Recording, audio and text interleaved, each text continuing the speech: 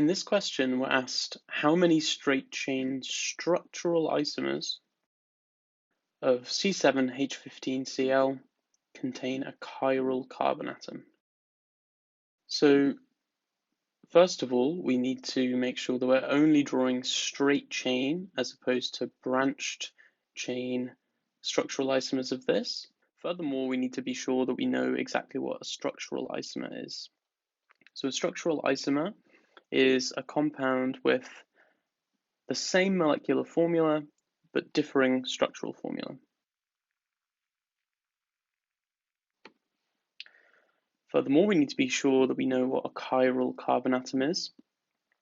And a chiral carbon atom is any carbon which is bonded to 4 different groups.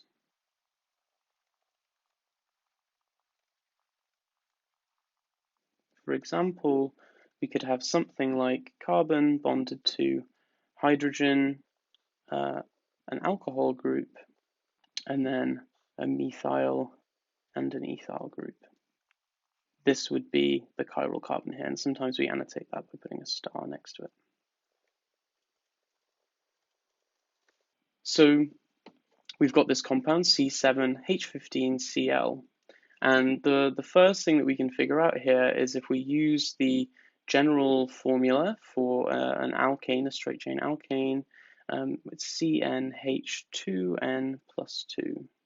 And if we think about the carbons versus the other groups here, the C7 compound would be C7H16, telling us that this is like a saturated straight chain molecule. We're not trying to add in any double bonds or any ring structures, anything like that.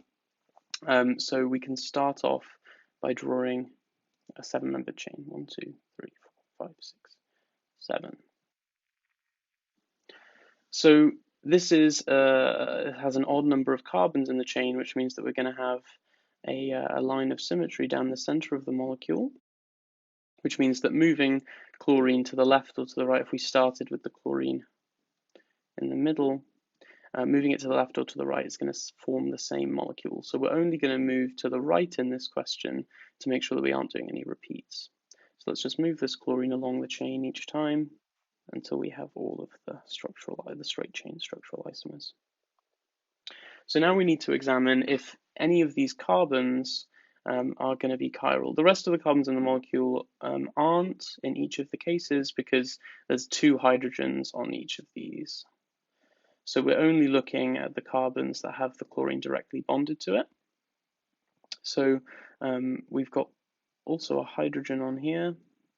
Is this molecule, does it have a chiral carbon? Well, this group and this group are going to be the same. We've got 1, 2, 3, and 1, 2, 3 carbons. So this is not chiral. In molecule 2, option 2, we've got carbon bonded to hydrogen and chlorine. We've got it bonded to an ethyl group and also a 1, 2, 3, 4 butyl group. So this is going to be chiral. Our carbon here is bonded to 4 different groups. And the same is true of this molecule here. We've got a methyl, and this is going to be a pentyl now. So this is also chiral. And finally, we're left with this one, and chlorine's on the terminal carbon now, the final carbon in the chain, which means there's also going to be 2 hydrogens on here, making this not chiral since we have 2 identical groups, the same as our first molecule. So we've got 2 molecules that are chiral here. Our answer is going to be B.